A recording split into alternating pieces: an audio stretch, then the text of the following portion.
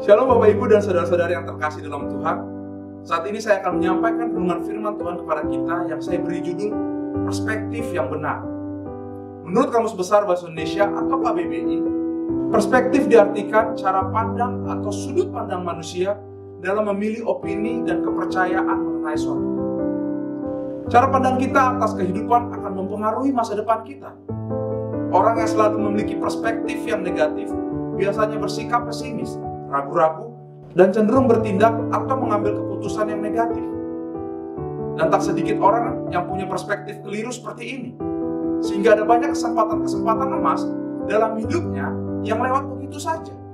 Contohnya, seseorang yang memilih mundur dalam sebuah perlombaan ketika tahu bahwa dia akan menghadapi lawan tertentu, karena menurutnya dia pasti kalah, padahal belum tentu demikian. Atau contoh lain, saat bangsa Israel hendak masuk ke tanah Kanaan, Musa mengirim 12 pengintai untuk mengamati keadaan wilayah yang akan mereka masuki dan duduki itu. Walau mereka pergi secara bersamaan dan mengamati wilayah yang sama, namun mereka membawa pulang hasil yang berbeda. Meskipun mereka semua setuju bahwa Kanaan adalah negeri yang subur dan memiliki kekayaan alam yang melimpah, namun mengenai penduduk yang mendiami negeri itu, mereka berbeda pendapat. 10 pengintai melihat penduduk Kanaan sebagai lawan yang menakutkan dan tidak terkalahkan. Sedangkan 2 orang lainnya, yaitu Kaleb dan Yosua, walau melihat penduduk Kanaan yang sama, tetapi mereka mengarahkan pandangan mereka kepada Tuhan. Yang seperti tertulis di dalam Bilangan 14 ayat 8. Di sana dikatakan sambil mengoyakkan jubahnya, mereka berkata, yaitu Yosua dan Kaleb, jika Tuhan berkenan kepada kita, maka Ia akan membawa kita masuk ke negeri itu dan akan memberikannya kepada kita, suatu negeri yang berlimpah-limpah susu dan madu. Perbedaan cara pandang ini memberikan hasil akhir yang sangat jauh berbeda. 10 orang pengintai yang pesimis itu tidak dapat masuk ke tanah perjanjian. Namun, seperti yang kita ketahui, Yosua dan Kaleb akhirnya masuk ke dalam tanah perjanjian. Perspektif kita akan sangat menentukan keputusan yang akan kita ambil. Dan keputusan yang kita ambil akan menentukan hasil akhir yang akan kita peroleh. Lalu bagaimana perspektif Anda tentang kehidupan ini? Mungkin saat ini Anda mendasarkan kehidupan Anda pada suatu perspektif kehidupan yang keliru. Namun, harusnya Anda menantang perspektif umum yang ada dan menggantinya dengan perspektif atau cara pandang Alkitab atau firman Tuhan. Dan saat ini saya ingin menyampaikan kepada kita 2 perspektif tentang kehidupan yang sesuai dengan firman Tuhan atau Alkitab. Dan kedua perspektif tersebut adalah, yang pertama, kehidupan di bumi adalah sebuah ujian. Hal ini tertulis di dalam Mazmur 11 ayat 5a, di mana di sana dikatakan demikian. Tuhan menguji orang benar dan orang fasik. Sekali lagi saya katakan, Tuhan menguji orang benar dan orang fasik. Alkitab, baik perjanjian lama maupun perjanjian baru, menyajikan perjalanan kehidupan yang penuh dengan ujian. Dari Adam sebagai manusia pertama sampai kepada Yesus Kristus, hidup selalu diwarnai dengan ujian.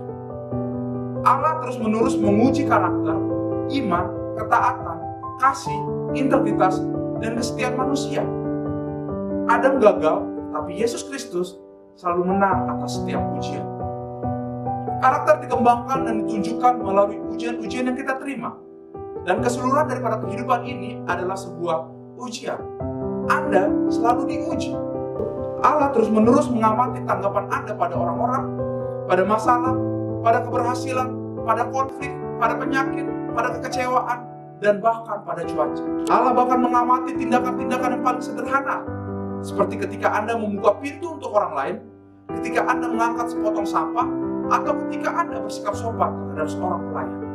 Kita tidak pernah tahu semua ujian yang akan Allah berikan kepada kita, atau kapan ujian itu akan datang kepada kita. Hizkia telah menikmati suatu persekutuan yang dekat dengan Allah.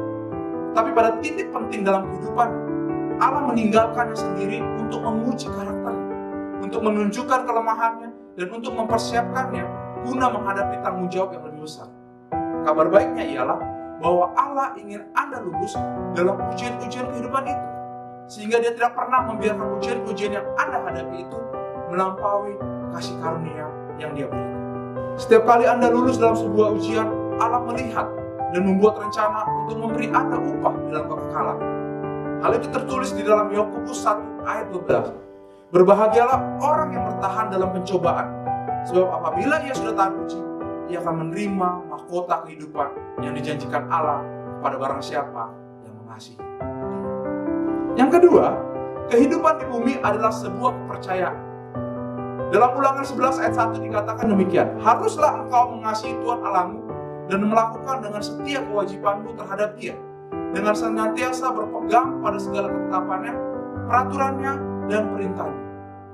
Waktu yang kita miliki di bumi, demikian juga dengan tenaga, kepandaian, kesempatan, hubungan, dan kekayaan kita, semuanya adalah pemberian dari Allah yang telah Dia percayakan untuk kita pelihara dan kita kelola. Kitalah penata layanan dari segala sesuatu yang diberikan Allah kepada kita. Kita tidak pernah benar-benar memiliki apapun selama kediaman singkat kita di bumi ini. Allah hanya meminjamkan bumi kepada kita pada waktu kita ada di sini. Bumi adalah milik Allah sebelum kita datang, dan Allah akan meminjamkannya kepada orang lain setelah kita meninggal. Kita hanya bisa menikmatinya sesaat saja.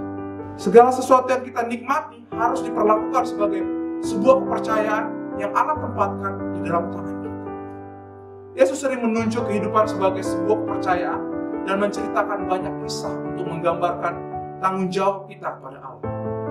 Bagaimana saya mengelola uang saya atau kekayaan dunia yang saya miliki menentukan seberapa banyak Allah bisa mempercayakan saya dengan berkat-berkat.